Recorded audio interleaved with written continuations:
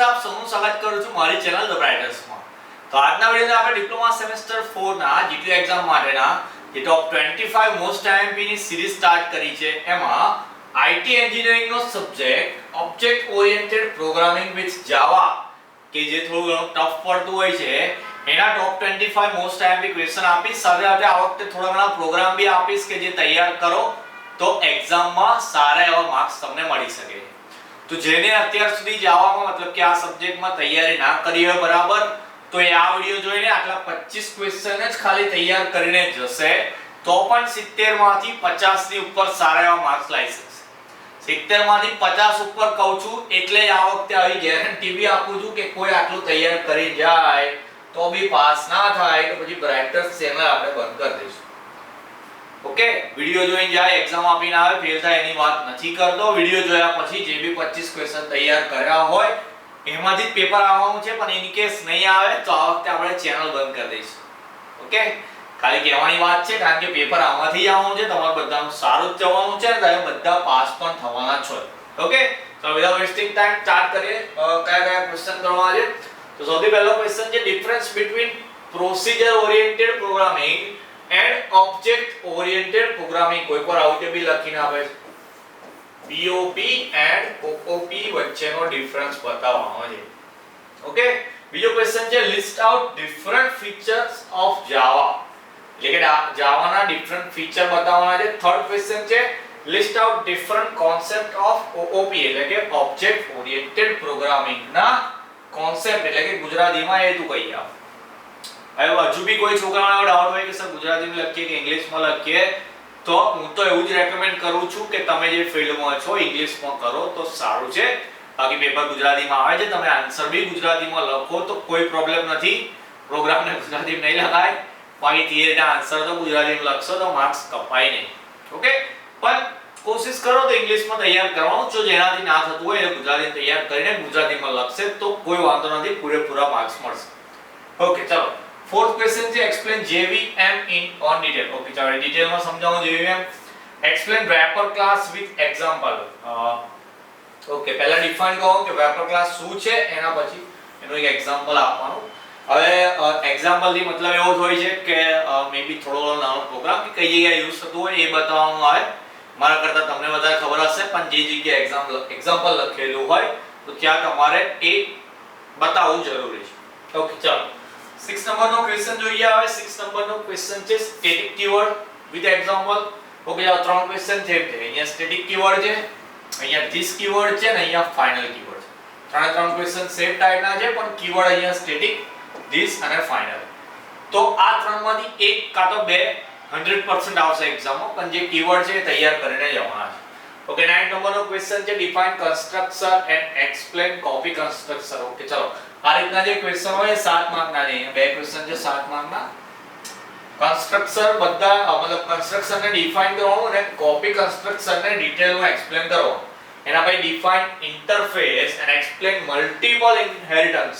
Okay, ચલો એટલે ઇન્ટરફેસને પહેલા ડિફાઇન કરો એટલે ડેફિનેશન લખીશું ખાલી કે વોટ ઇઝ ઇન્ટરફેસ અને પછી મલ્ટીપલ ઇનહેરિટન્સને એક્સપ્લેન કરવાનું છે ડિટેલમાં। તો આવો એક ક્વેશ્ચન 7 માર્ક્સમાં આવી શકે।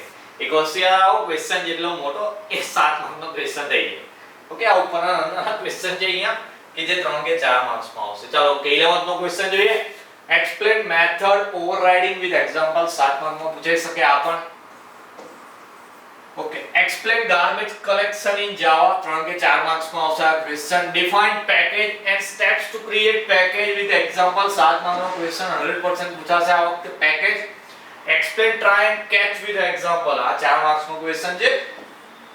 Define exception and write a program that show the use of arithmetic exception। Okay, ચાલો તો પહેલા exception ને ડિફાઇન કરવાનું છે અને એવો એક પ્રોગ્રામ બનાવવાનો છે કે જેમાં યુઝ થાય તમારો arithmetic exception એટલે કે એવો પ્રોગ્રામ જ બતાવવાનો કે જેમાં આપણે arithmetic exception નો યુઝ કરતા હોય। ઓકે, ચલો 15 ક્વેશ્ચન થાય અને આપણે નેક્સ્ટ જોઈએ। Explain basics of stream classes 3 के 4 मार्क्स નો ક્વેશ્ચન છે આ પણ તમારો। 17th માં છે explain divide by zero exception in Java with example. 7 માર્કમાં અથવા તો 4 માર્ક્સમાં પૂછાઈ શકે અને ડિવાઇડ બાય જીરો 100% પેપરમાં આવશે। एक्सप्लेन जावा इनपुट आउटपुट प्रोसेसेस 4 मार्क्स નો ક્વેશ્ચન આ પણ તમારો। Super keyword with example. Okay ચલો આગળ આપણે ત્રણ કીવર્ડ તો જોયા હતા, કયા હતા? ઓકે સ્ટેટિક ધીસ ફાઇનલ, એમાં સુપર લખવાનું રહી ગયું તો એટલે પાછળથી એડ કર્યું હે. તો સુપર કીવર્ડ બી એમ જ ગણી લેવાનું. તો ચાર કીવર્ડ્સ થઈ ગયા, ચારમાંથી બે આવશે 100%, 3 કે 4 માર્ક્સ ની અંદર. 20th માં જે define thread and explain thread life cycle, આ ક્વેશ્ચન બી 100% પેપરમાં તમને જોવા મળશે કે જેમાં થ્રેડ અને થ્રેડ લાઈફ સાયકલ ને તમારે ડિફાઇન કરવાની આવશે. 4 માર્ક્સમાં પૂછાઈ શકે. જો સારો નસીબ લઈને જશો, એ દિવસ સારો હશે તો 7 માર્કમાં પણ આવી શકે છે. ઓકે ચલો એના પછી જોઈએ નેક્સ્ટ. તો નેક્સ્ટ માં વખતે મેં કીધું એમ 5 પ્રોગ્રામ એકદમ IMP આપું છું. 5 પ્રોગ્રામ 7 માર્કમાં પૂછાય એવા છે.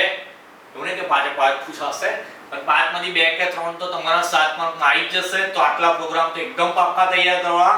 બાકી હું તમને કહેતો જ આવ્યો છું કે પ્રોગ્રામમાં IMP જેવું ના હોય. પ્રોગ્રામ જેટલા વધારે તૈયાર કરો, ફ્યુચરમાં એટલા જ સારા એન્જિનિયર બનશો.